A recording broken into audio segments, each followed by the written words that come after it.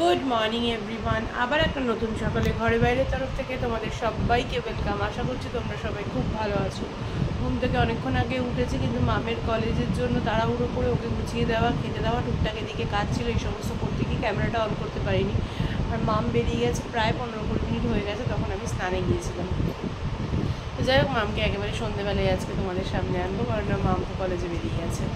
আর আমাকেও বেরোতে হবে, কারণ এই একটা হেডেক হয়ে দাঁড়িয়েছে যতদিন না ওয়াশিং মেশিনটা ঠিক হচ্ছে। জামা কাপড় কেচে মেলা, কারণ এই ওয়েদারে শুকানোটা ভীষণ ভীষণ সমস্যাজনক ব্যাপার।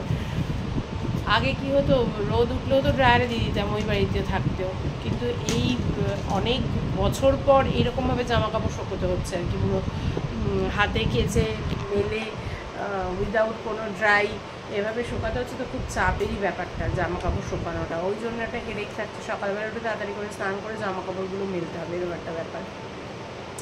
যার কিছু করার নেই, ওয়াশিং মেশিনটা তো এভাবেই পড়ে রয়েছে, যতদিন না রিপ্লেস হবে ততদিন কিছু করতেও পারবো না। আর যেহেতু কোম্পানি থেকে রিপ্লেস হবে, তার জন্য একটু সময়, ব্যাপারটা সময় সাপেক্ষ, টাইম টেকিং প্রসেস, অনেক প্রসিডিওর রয়েছে, তারপরে হবে।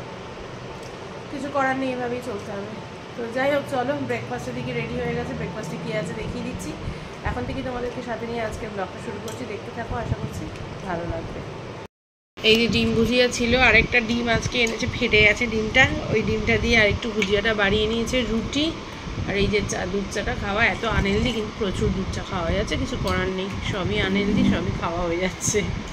চলো খেয়ে নিই, ওদিকে মঙ্গলাও খাচ্ছে, এদিকে আমি আর এই যে ওর বাবাও খাচ্ছে, খেয়ে নিই। চলো এবার বেরিয়ে যাই, 10টা বাজে, পুরো রেডি হয়ে গেছি। এখন তো ক্যামেরা মানে ফোন ঢুকিয়ে দেবো, আর ক্যামেরা অন করবো না, একেবারে দেখা হচ্ছে। রায়নকে নিতে যদি আমি যাই তো ভালো, আর যদি দাদা দিয়ে যায় তো হয়েই গেল, নিতে গেলে একেবারে তখন, আর না হলে একেবারে বাড়িতে এসে দেখা হচ্ছে। টাটা এখনকার মতো। এই খানিকক্ষণ আগে আমি বাড়িতে ঢুকে ফ্রেশ হয়ে ফোন করলাম, কারণ না আজকে হুলস্থুলুস অবস্থা, অফিসের ওখানে হঠাৎ করে অবরোধ, কিছু চলছে না, বাস না, অটো না। সেটা টোটোদাদাকে ফোন করে বললাম রায়নকে দিয়ে যেতে, কোনো রকম ব্রেক করে করে করে করে আমি এই বাড়িতে এসে পুরো টায়ার্ড হয়ে গেছি। তারপরে শুনছি আমাদের ফ্ল্যাটের গ্যারেজে নাকি আজকে স্নেক ঢুকে পড়েছিল দুপুরবেলা। আমার তো শুনে আমার তো পুরো ডিজাস্টার লাগছে। আমি তো কী করবো, আমি তো বুঝে উঠতে পারছি না। আমার সব ভালো লাগে, কিন্তু এই জিনিসটা আমি ভীষণ ভয় পাই, ভীষণই ভয় পাই, ভীষণ। আমার তো হয়ে গেছে এখানে পিলের মোটামুটি চমকে গেল আমার, এই যে শুনলাম আমি। আমার তারপর আবার বেরোতে দেখেনি তাকে, সিকিউরিটি বলছেন যে বেরিয়ে গেছে সিকিউরিটি দাদা, কিন্তু উনি নিজের চোখে দেখেনি। আর উনি না বয়স হয়ে গেছে, উনি কী বলেন না নিজেও বুঝতে পারি না ওনার কথা। প্রচণ্ড ভয় লেগেছে আমার, ভীষণ ভয় লেগেছে, জানি না।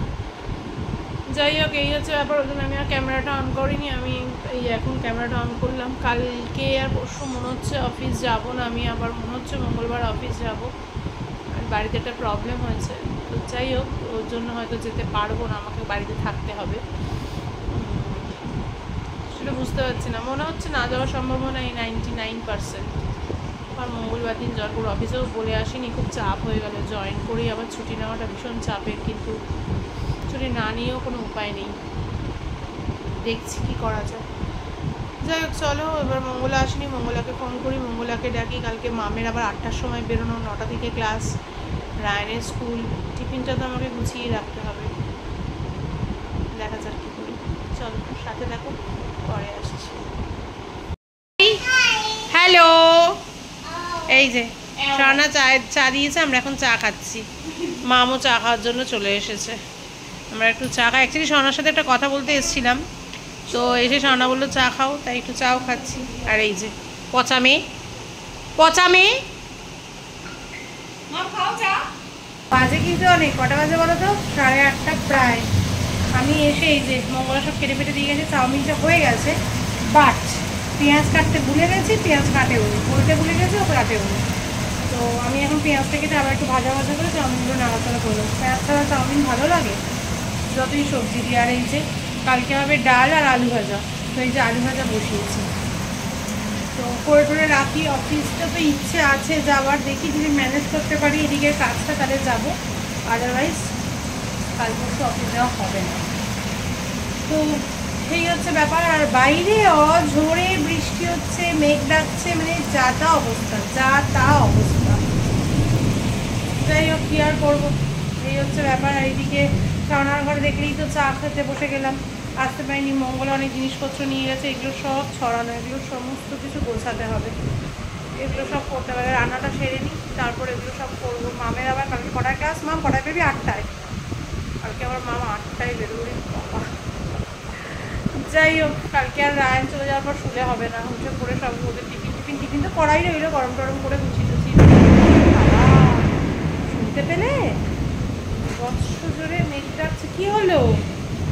কি হলো? কি হলো নাকি?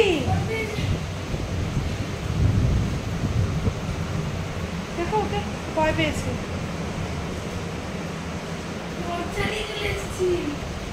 যাই হোক, এই হচ্ছে ব্যাপার। চলো রান্না বান্নাটা সেই নিই। রান্নাঘরটা একটু অগোছালো হয়েছে, মেসি হয়ে রয়েছে, ওগুলো গুছিয়ে নিই। তারপর আবার এগুলো সব গুছিয়ে হিসাবপত্র নিয়ে বসতে হবে। অনেক পেমেন্ট হয়েছে, সেগুলো পে করতে হবে, অনেক কাজ। চলো পরে আসছি। এই যে খেতে বসে গেছে ওরা, ডালের বড়া, ঘি, ভাত, আর এই যে সজনে ডাঁটা আলুর তরকারি রয়েছে কালকের জন্য। এই যে ডাল করা আছে, ডাল বাদ বাকিটা ফ্রিজে ঢুকিয়ে দিয়েছি। মাম সকালবেলা খেয়ে যাবে, মামেরটা আর ফ্রিজে ঢোকাবো না। আলু ভাজা আছে, আর এই যে আজকে রাগির চাউমিন করা হয়েছে। চলো খেয়ে নিই। কটা বাজে দেখো, 10:15 বাজে। এই যে রান্নাঘর পুরো পরিষ্কার, অন্ধকার, আর লাইটটা ধরালাম না। এই যে পুরো পরিষ্কার রান্নাঘর।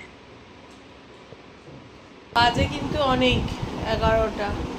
আমি এই ঘরে ওই ঘরে সমস্ত কিছু গুছিয়ে এসে এই ঘরে একটু টুকটাক জিনিসপত্র গোছাচ্ছিলাম। আর ওই দেখো আরেকজন শুয়েও পড়েছে। মা আমিও শুয়ে পড়বে, চলো আমিও শুয়ে পড়ি, প্রচণ্ড ঘুমও পাচ্ছি। তাহলে আজকের মতো ভিডিওটা এখানেই শেষ করছি। কারোর যদি কোথাও একটুও ভালো লেগে থাকে অবশ্যই লাইক, কমেন্ট অ্যান্ড শেয়ার করো। ফেসবুক প্রোফাইল থেকে যারা আমায় দেখছো তারা আমার প্রোফাইলটাকে ফলো করে দিও। ইউটিউব চ্যানেল থেকে যারা আমায় দেখছো তারা আমার চ্যানেলটাকে সাবস্ক্রাইব করে দিও। সবাই খুব ভালো থেকো, সুস্থ থেকো, সবাই আমার সাথে থেকো, পাশে থেকো। দেখা হবে কালকে একটা নতুন দিনে, নতুন সকালে, নতুন ব্লগ নিয়ে। ততক্ষণের জন্য tata, bye bye, good night.